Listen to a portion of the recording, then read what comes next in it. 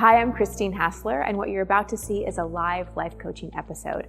For over a decade, I've been a master coach, best-selling author, and speaker, helping people free themselves from their past, change their present, and get what they really want. For more information, you can go to christinehassler.com and take my life coaching assessment and identify any obstacles that are in your way to really reaching your fullest potential. You can also listen to more episodes of my coaching podcast on iTunes. Just search for Over It and On With It. Enjoy the episode.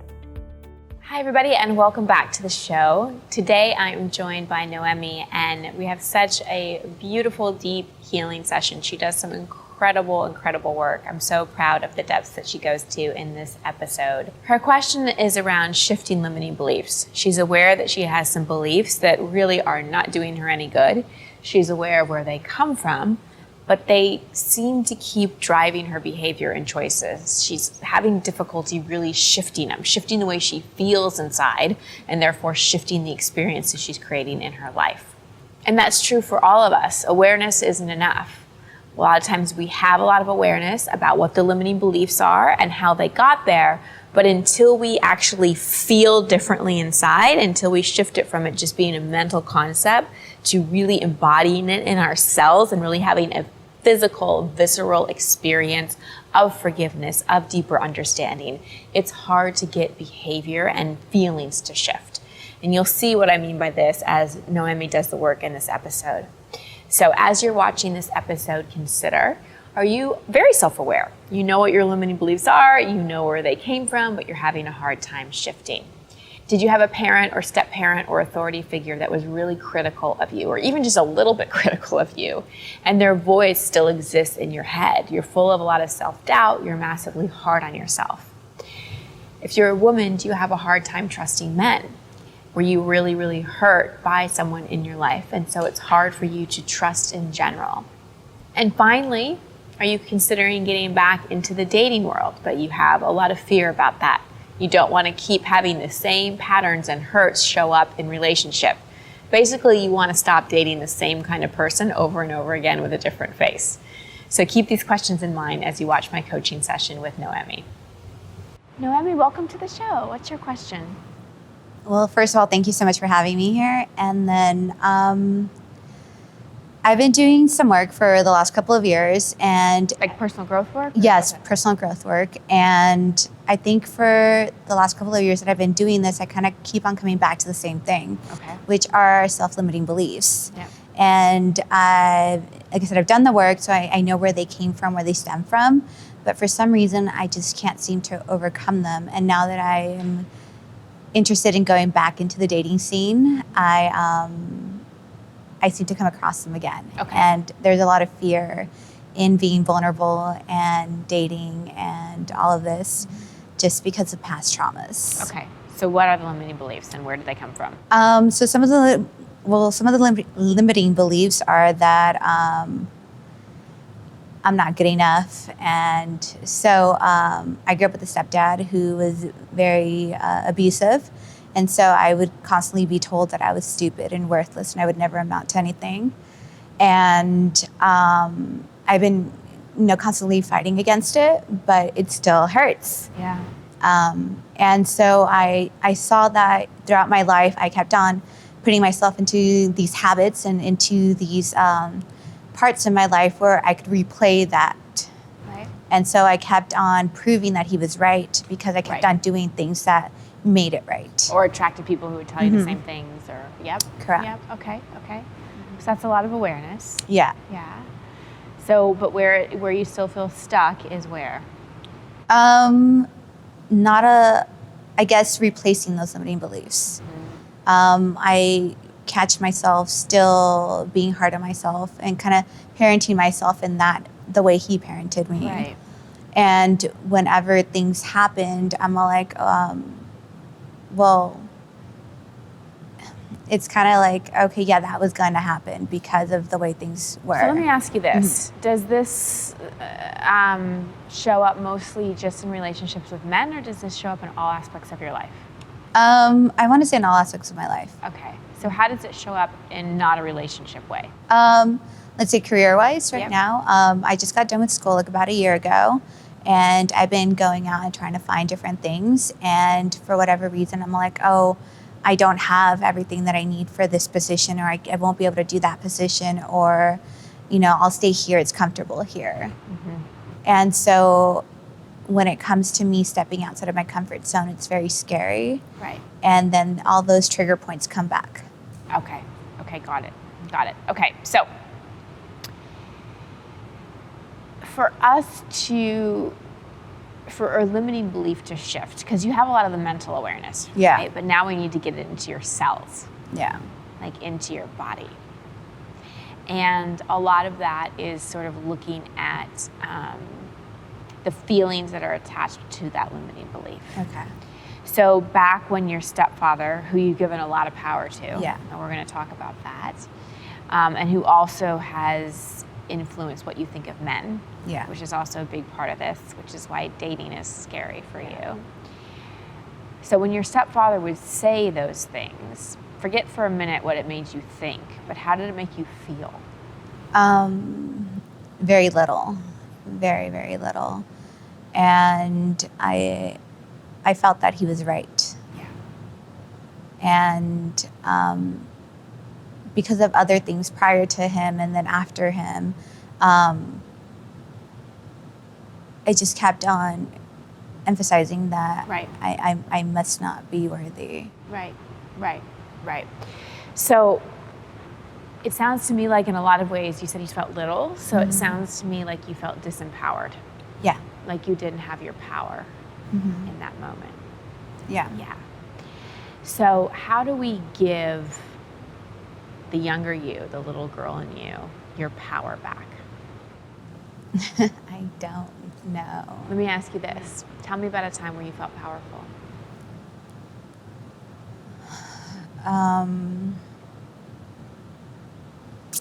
I guess when I would go and kind of put an event together, or I would help organize and coordinate something, I would see the tangible.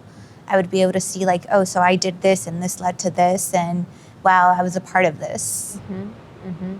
And it came from like putting events together, bringing people together, that kind of energy? Yeah. Okay, great.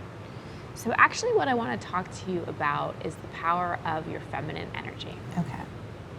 Because you got very disempowered by not masculine energy, but by hurt, shadow masculine energy.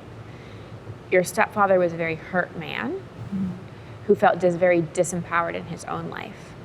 So the way that he got power and made himself feel better is he made you feel small. Can you see that? Yeah. And can you see that it was just his pain leaking out on you? It really had nothing to do with you, but you took it personally. Can you see that? I can definitely see that. Okay. And as I'm saying these things, see if you can kind of feel things too as I'm saying this, right? And you might even though he's someone that you probably have a lot of anger against, you might even feel compassion. I do. Yeah, and that's good because love is stronger than hate. Love is way more powerful than hate. So you were saying you felt empowered when you put these events together and you brought people together, which is a very kind of feminine, creative, collaborative energy. And masculine, feminine doesn't mean male, female. We both have both. But as women, we thrive more when we're a little more, when we lean into our feminine energy more. However, our conditioning is that feminine energy is weak, and masculine energy is strong, right? Yeah. And that's not true at all. Healthy masculine, healthy feminine, they're both incredibly empowering. Am I making sense to you so far? Okay.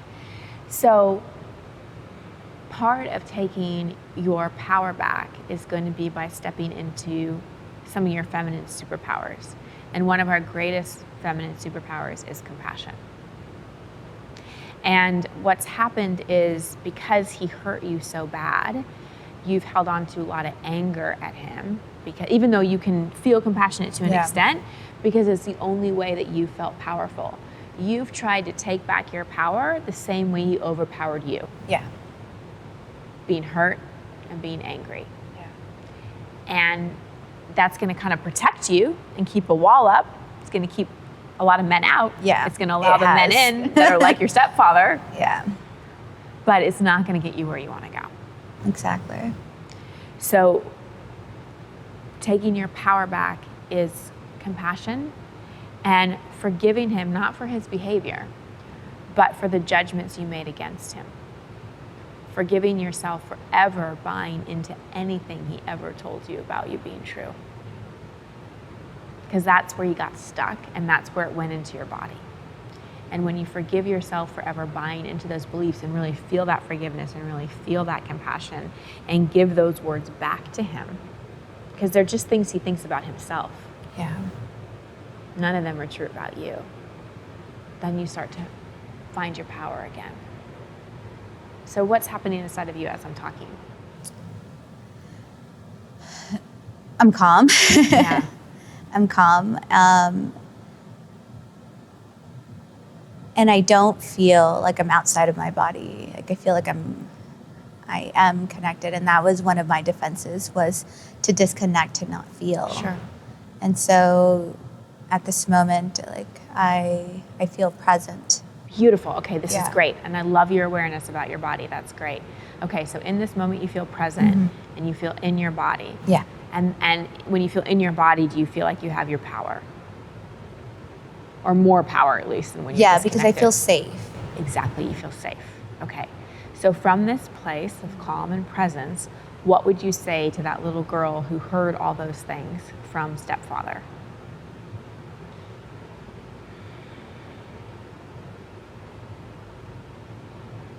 I would just tell her that that's not true. Yeah. That's not true, and that I am powerful and that I shine, and maybe the reason why he needed to do that was to minimize my shine, because it was too much for him maybe at that time. Yes. It was probably too much love. When people have a lot of self-loathing and a lot of self-hate and a lot of pain, a child can be incredibly triggering, because a child, especially a little girl, is just full of love, and he couldn't handle it. It's too painful. So he leaked, and I'm sure you weren't the only one he leaked his pain onto. No. Yeah. Right. So is the common denominator in this you or him? I want to say it's me. Well, in terms of like what he said all those things to. Oh. Is his behavior unique to you, or do you see he acted that way towards a lot of people? I think I got the most of it, but he did leak some of that, of course, onto my mom and my siblings, but yeah. And maybe you got the most of it because at this incarnation, in this lifetime, you were the most equipped to deal with it. And you are the most equipped to transform it, and you are the most equipped to sort of heal all the hurt and pain between the masculine and feminine as well. You know, for centuries and centuries and centuries, the shadow of the masculine has exerted power by demeaning others, especially the feminine. And so part of maybe your mission is to help heal that. Yeah. Yeah. That's what I'm going towards. It's all about self-love, and I know that that's where I get to step into. And, you know, I'm willing to step into the darkness and just to kind of deal with what needs to heal. Yeah. And I see that. And the more that you do that and the more that you feel it, the more you're going to have this shift from like a mental concept that you have a lot of understanding about to actually shifting it. But I think part of what would be really useful, and if we were in more of a workshop environment, I'd set this up for you, is to, in your visualizations, or even setting up chairs or doing something where you kind of recreate, like see your little girl standing there taking the verbal abuse and see him, and bring your adult self and stand in front of her. So let me guide you through a little process right now. Okay, so just close your eyes. Take a deep breath. And I want you just to see yourself at this current age. And then like you have a movie screen on the back of your head, press rewind and see yourself regress in age. all the way till you get down to what's a good age for when a lot of this happened? 5, 6? No, more like 10. 10, okay. And tell me when you can see yourself at 10. Maybe you remember a dress you wore, or just tell me when you can see yourself at 10. I can see her. Okay. Okay, great. And can you really feel what it felt like to be a 10-year-old little girl living in this home where you didn't really feel safe? Yeah. Yeah, okay. Okay. Yeah, and I'm just telling you in that 10-year-old that in this moment you're safe. This is all just for your healing. And so again, in your visualization, keep seeing that 10-year-old girl, and then I want you to see stepdad across from her. And what happens inside of you when you see him? I just want to hide. You just want to hide. And what else do you feel? I'm just kind of waiting for him to explode. Waiting for him to explode. Okay. So bracing yourself for the trauma. Yeah. And what else do you feel? Do you feel scared? Do you feel sad? I'm scared. Yeah. Yeah. Do you feel alone? Very alone. Very alone. Okay. Okay, good. You're doing great. Okay. So now I want you to bring in your current self, your adult self. And I want you to see yourself come in your power, not with anger, not with rage, not with hatred, but with the power of love and that fierceness, like that mama bear kind of power. You know what I'm talking about? And I want you to see yourself, you're doing great, standing right in front of your little girl, right in front of her, so she can almost hide behind you. Right in front of her, and you're at eye level with your stepfather.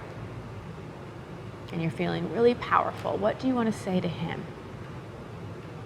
From your power. And this is about taking your power back. This isn't about being super lovey-dovey compassionate right now. This is that mama bear energy I want you in. I need to leave her alone. Yeah. Good. I need to leave her alone. Really she use did your nothing. voice. She did nothing to hurt you. I don't know why you're picking on her, but you need to leave her alone. Yeah, stop. Whatever you have, it's something that you need to deal with for yourself, and you need to stop exerting it onto her. Right. Just say stop a couple times. You just need to stop. You just need to stop. No more. No more. I won't tolerate this anymore. You will not put her down. She will always have me with her, and I will never allow you to hurt her. Good. Good. Anything else you want to say?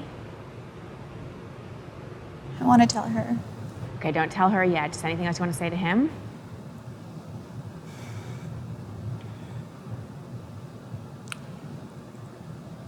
It's your hurt, not hers. Good. It's your hurt. And she's not going to take this anymore. Not anymore. She can't. She won't. Good. She won't. Okay. So you feel powerful in this moment? You feel strong? Okay. You can still be emotional and feel strong. It's another misunderstanding. We can still have our emotion and feel strong. Okay, so good. From that place, I just want you to see him gradually disappearing. So he's moving back and back and back and back and back and shrinking and shrinking and shrinking until he's all the way gone. Tell me when you don't see him anymore. He's gone. Beautiful. Take a breath. Now again, in your mind's eye, turn around and kneel down so you're eye to eye with that little girl. And now tell her what you want to tell her. You're safe. I won't let you down. I'm here to protect you, and I will always protect you. None of what he said was true. None of what he said was true. Not an ounce. You're enough. You're worthy. You are loved, and you will always be loved. I'm here for you. And it's over. And it's over. It's all over.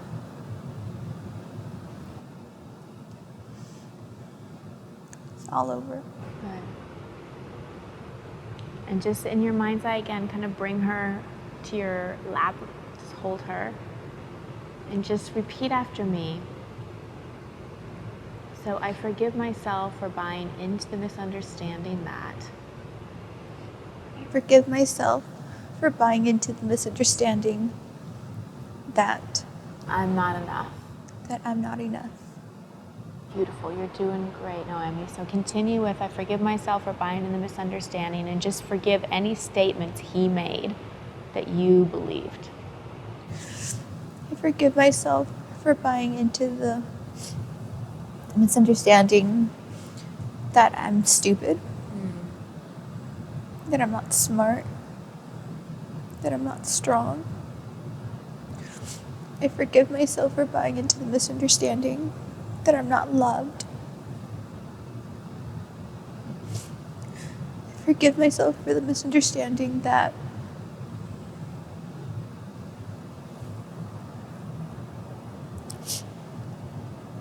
people only want me for my body. That men only want me for my body. Give myself for buying in the misunderstanding that I can't trust men, and men will only hurt me. I forgive myself for misunderstanding that men will only hurt me. And that I can't trust them. And that I can't trust them.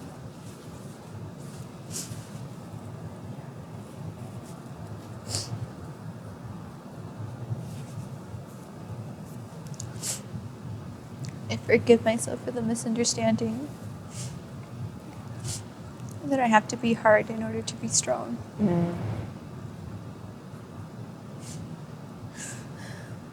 I forgive myself for the misunderstanding that I won't be loved.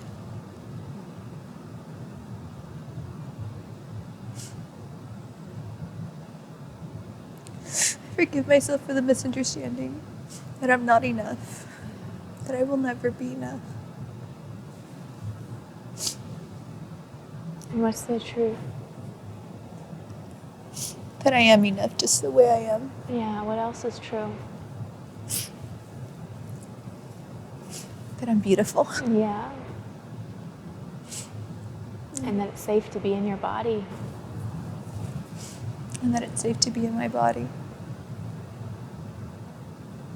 And that there are good men who you can trust. And the truth is that there are good men that I can trust. And I am powerful. And the truth is that I'm powerful. Smart. That I'm smart. And what else? And the truth is that I'm capable. Good. And the truth is that I can be loved.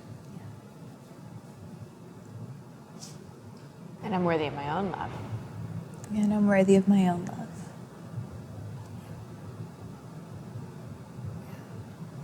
So I want you to check in with that little girl again. You're doing great.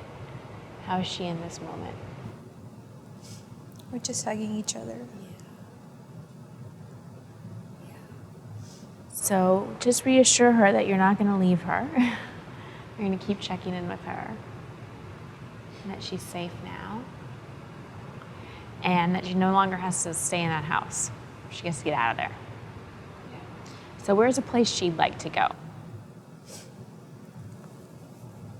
The park. The park. Okay, so can you put her in the park? You see her there? Does she like to swing? Yeah, the swings. So does she feel safe if you not leave her there, but she gets to be there on the swings and you can come back and chat with me, but you're gonna really be checking in with her way more often. Yeah. Okay, good. Good. So take a nice deep breath. And take your time, no rush, Nohemi, just when you're ready, just come back to me.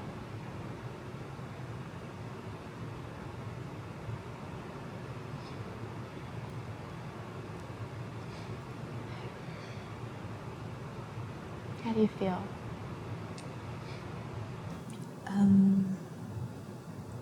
Lighter. Yeah. Lighter. So this is how you take your power back. And this is in a lot of the way that through more of a feminine approach, which again has nothing to do with being a woman necessarily, but through that place of nurturing and compassion and love, and also the willingness to go into the pain. So notice you went into the pain, but you feel lighter because you greeted the pain with compassion. You didn't fight it, you didn't resist it. And by getting in between stepdad, who's now way over, disappeared, and that little girl, it's like you were able to give yourself a voice and protect her. So you've been trying to protect yourself by isolating yourself, by keeping people out, by judging yourself, by being harder on yourself than anyone could. How you really protect yourself is you go in and you just take that little girl out of that situation. Yeah. I'm connecting with her. And I'm grateful. Yeah. So do you see how in doing the work like you did today, you were able to feel the truth? Yeah. And do you see how that's different than just thinking it? Yeah, because when I think, I still go into self-judgment. And when I feel, it's with compassion. Yeah. And this is not like, in this moment, do you feel weak? No. Exactly. When it's all mental, I do feel weak because I feel like I'm leaking. Yeah. Because I'm worrying about everything and anything, and I'm not seeing myself with compassion. I was seeing myself with the same judgments. Right. And it's amazing that, and that's all an effort to protect you. Yeah. But it ends up making you feel weaker. It does. Yeah. So as you move back into the dating world, one, it's going to be important not to think all men are like your stepfather. Yeah. But even more importantly, it's going to be, giving all the self-acceptance and the love and the sense of safety to yourself. Definitely the safety. Yeah, because then you attract a man who has more of that inside himself, and he's going to be able to show up for you in a different way. You've probably heard me say on the show, we can only give the love that we give ourselves. We can only make someone feel safe to the degree that we feel safe inside ourselves. Yeah. And in the past, I've been very much a caretaker. Yeah. And not have taken care of myself. Right. Yeah, because that's another way you've been fighting for approval. Yeah. And likability, because you allowed someone else's criticism of you to make you think that you had to earn love. No, you do not have to earn love. Yeah. You have nothing you need to prove. You're totally 1,000, a million, gazillion % lovable just as you are. Thank you. Yeah. Thank you for such courageous work today. Do you feel like something shifted? I feel peace. Yeah. Yeah. I would call that a shift. And when you think of your stepdad now and all the things he said, how does it feel? Well, it's not true. Yeah. Woo, that was good. That was super clear. Yeah. It doesn't feel like he has as much power, does it? No. Yeah. Beautiful. Keep taking back your power. But not through hate. No. Not through anger. Through compassion, kindness, and love. Yep. Beautiful. And I get to forgive myself as well. Yes. That's the most important person to forgive. I get to forgive myself for all the misjudgments. Yes. Okay. Thank you. My pleasure. Thank you for such beautiful work. Great. Aw, thank you. Oh, my pleasure. I hope that was helpful. It was. Okay, good. I so acknowledge Nohemi's vulnerability and her willingness to go into her pain. You hear me talk a lot on this show about being willing to go into our pain, and I'm so glad that we had such a beautiful, courageous example of this on the show so you could really see it. Because I think a lot of times we think it has to be super dark and dramatic, and sometimes that's useful. Sometimes we really have to go into deep, raw stuff, which is highly emotional. But a lot of times it's just really going into the depths of it, and there's just sadness and tenderness there. And so that was a beautiful example of someone going into their pain, and you saw she didn't fall apart. It wasn't something she couldn't get out of. Yes, I was here guiding her, but it wasn't like this big dramatic thing that she couldn't come back from. In fact, she even said she felt more peaceful afterwards. We spend so much time resisting our pain and being afraid to go back to those memories, but really actually going back and feeling them and dealing with them creates more peace inside. So that was really the work that I did with her, because I knew she'd talked enough about her past. She knew how the dots connected. She knew how her limiting beliefs were affecting her life. So it was really about going and taking her power back. And I talked a bit about masculine and feminine here. And like I said to her, this isn't necessarily male-female stuff. We all have these energies inside of us. And what she experienced a lot from her stepfather was the shadow side of masculine power, like an abuse of power. He used his position, which was being a big man, being her stepfather, being in a position of authority, to demean her. He didn't feel powerful in his own life. He was hurt. He was probably a very hurt little boy who became a hurt man. And he got power by disempowering her, by telling her all these negative things about herself. So my coaching to her was to help her take her power back, but in a more feminine way. Not by fighting, not by hating, not by judging, not by being harder on herself than anyone else could ever be on her, but by going into deep levels of compassion and acceptance. And you saw when she went in and did that visualization, and you at home, you could easily do that kind of visualization. She went back to the circumstance. I guided her back so she could be there, and she was feeling it, and you could tell she was really connected to it. The mind doesn't know the difference between a well-imagined thought or memory and actual reality. So you could see she was really super connected to it. And once she got to that place, and yeah, she had to go back to the pain. She had to feel it, which I know was uncomfortable. But when that adult self came in and stood up for her and said the things that she wasn't able to say, she started to feel like she got her power back. And she was able to push her stepfather away energetically and then turn her focus back to that little girl and tell that little girl the things that she really needed to hear. And then from there, it was doing the self-forgiveness. And she wasn't forgiving her stepfather's behavior. That's one of the misunderstandings about forgiveness, is you think you have to forgive someone's behavior to be free. No, that's not really true. You basically move into compassion. They were doing the best they could, even if their choices from your point of view weren't great, but they were. But really the forgiveness is about the judgments you're holding against yourself and them. And it's forgiving the misunderstandings you bought into. So she forgave so many of the misunderstandings about being stupid, about not being enough, about all the terrible things her stepfather said to her. And then after that, she said the truth is statements. And that's probably going to be something she's going to need to continue doing, not for the rest of her life, but until this starts to shift, until she starts to embody the truth of who she is.